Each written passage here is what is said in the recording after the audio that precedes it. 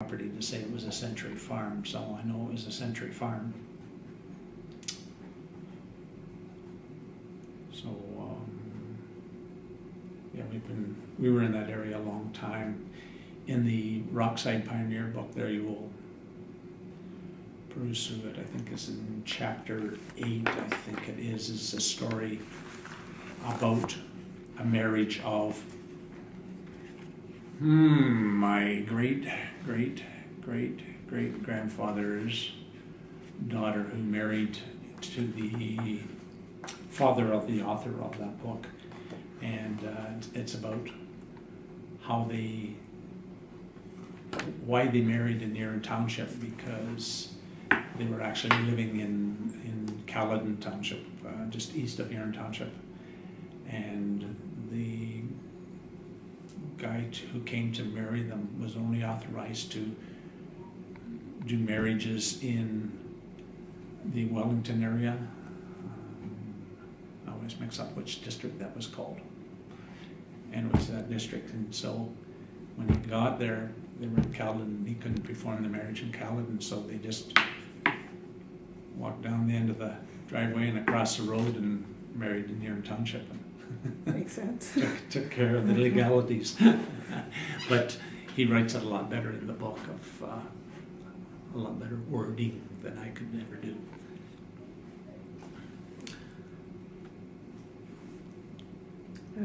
Okay, well, let's get down here. I didn't work in Fallbrook. No. Well, I guess for the record, what is your occupation, or was? I'm retired, that's it.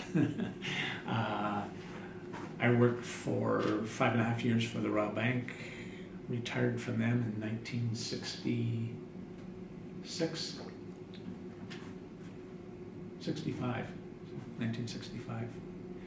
I left them, and in 1966 I started working for, at that time it was called Northern Electric, Northern Telecom, Nortel, you know, the company that no longer exists. Anyways, I worked to them and I retired from there in 2000. So I've been retired since 2000.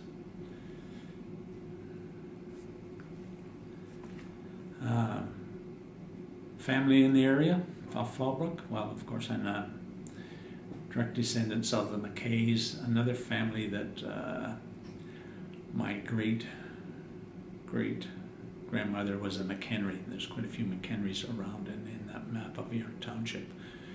They lived, I think that they had farms as well, or a farm in Esqueezing Township, but they, at one time, I don't know if it's on here, would have had a farm in here. I believe that they had some of this property where this location right here at the very base of the 9th line of Erin Township and what we call Old Baseline. There's a cemetery in there called Providence Cemetery in Erin Township, and that's where Donald McKay and his wife Jessie Cobra are buried, as well as let me see, my aunt, we call her Aunt Kate, she was my dad's aunt. Kate McKay is buried there, and I think Sandy McKay also, her and my grandmother's brother Alexander McKay, or Sandy as we call him, is buried there as well. So that's some of them. I have ties to other families of the area, but not quite as direct. Like, cousins 3 times removed and whatever. So that's general. When I retired, I got interested in sort of family history, genealogy, sort of a bit by accident. As when I guess I was doing a little bit when I was still at work. On my mother's side, she was interested in the families and stuff, and she also kept diaries, daily diaries. Running out of tape, are we? Nope. We're fine. I just Oh, need to check not- on it not every in once in a family. while. Just to make My sure. mother kept a daily diary, her father kept a daily diary, and my great-grandfather on that side, they were the Youngs, who came to Erin Township in 1851.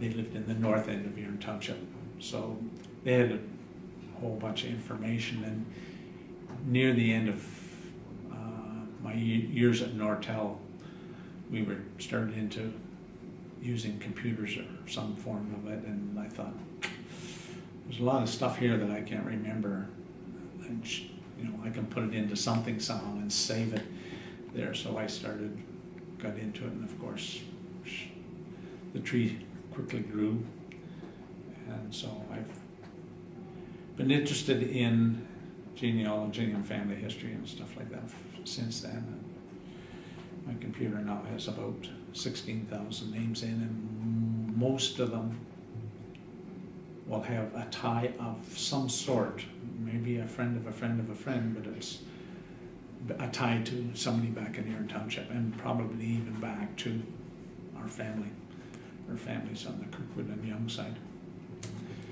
So my great-grandfather Young was clerk of the township for 30 years, and he was the court clerk for 20 years for the Erin area. So my great-grandfather was always out seeing somebody, or he did more traveling than I do with a horse and buggy.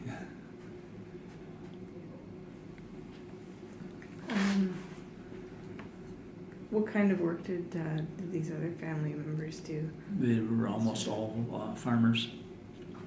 Yeah. Yes, of my direct descendants, I think everybody was a farmer. Depended upon it quite a bit. Another area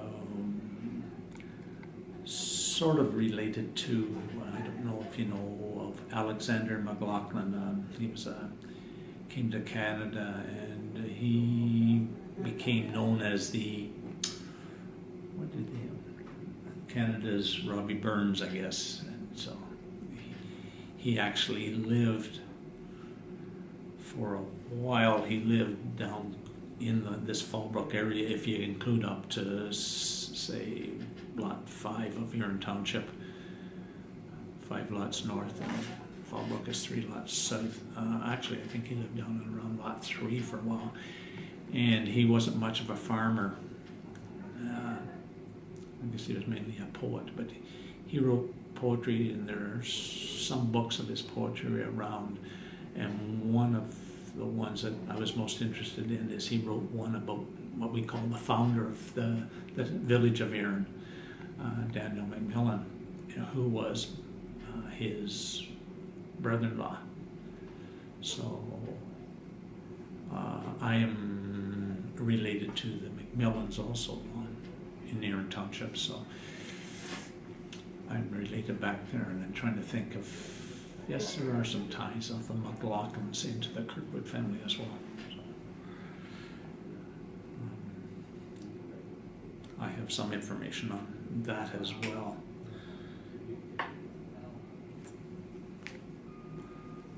Okay.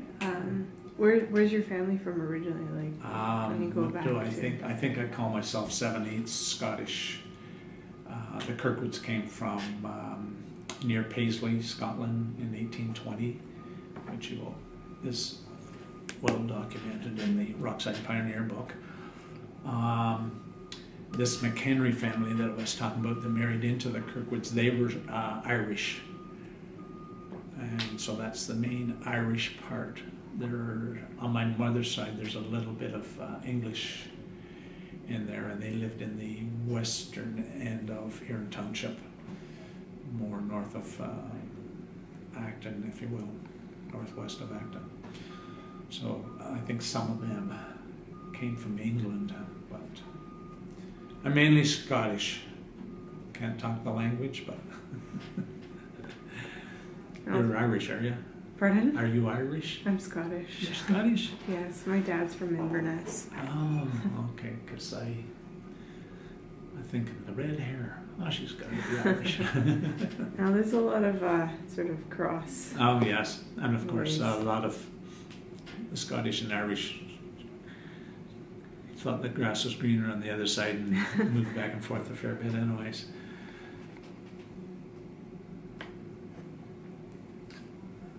Okay, am I married? I think you skipped one. Can we go back to 12? 12. It's the cultural identity. Which one do you mostly identify with? What am I mostly identified? I guess I'm Canadian.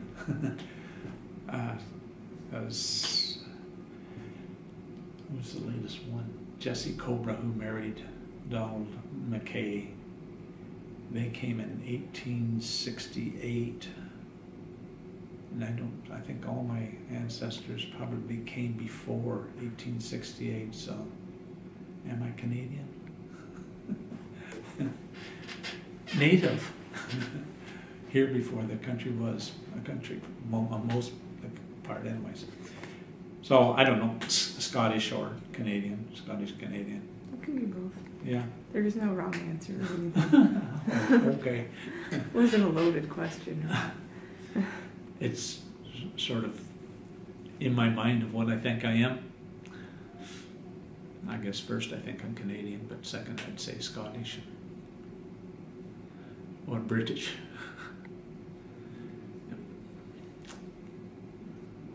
Marital status. I was married. I am separated. My wife lives with my daughter in Toronto. I usually spend my weekends there. So she lives in the city, I live in the country. I live in the same house that we moved to in 1943 off of the farm. So and she lives with my daughter and my two grandsons down in Toronto. Where did I meet her? She came from New Brunswick in 1950. I think it was. And so grew up, I knew her brother probably more because he was closer to my age. We played sports together and stuff like that, and I don't know, sort of happened and got married. Of course she was often at our house when we were growing up, because she was often, one of my sisters, she was in the same grade at school and stuff like that. Our home in Erin was, everybody was in and out. The doors were never locked and everybody came and go and everybody brought their friends there, so who knows how many kids be running through the house at any time, so you got to know them. But yeah, mainly it was her brother, I guess, that I knew, and her through, like we skated at the local rink or local pond and stuff like that, so that's where we met. Children. I have two children. A daughter, Teresa, who lives in Toronto, and she has two boys. And I have a son, Christopher, who lives in Grand Bend, and he has two daughters. Ages. The boys are 13 and 9, and the girls are 13 and, I don't know, will be 11 next month, I guess. Don't ask me, like, ages. Or names. My computer has to tell me, I guess. Memory is not good. I have trouble remembering names as well. Yeah. So my wife, they just lived in the village of Erin after they came up from New Brunswick. Let's see. And no, I don't don't think that my kids will settle in the Fallbrook area. Or in the area in Erin. I certainly would encourage them to do it, but my daughter, of course, works in Toronto. And my son, well, he works for a company in Guelph here, but most of their work is mainly here west, but sometimes he works in the glazing business, industrial, or like windows, like that type of, either do it new, or in a lot of places now they'll be refurbishing them, trying to make them more energy efficient and stuff like that. So schools, universities, hospitals, stuff like that. So while they're working, I doubt that they'll move back to the area after I'm gone. I don't know. I doubt that they'll have any inclination to move back to the old house either, but I don't know.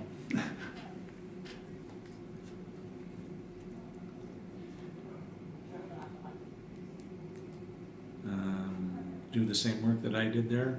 Well, I didn't do any work, so I'd encourage them to do that. Do nothing. Sounds nice.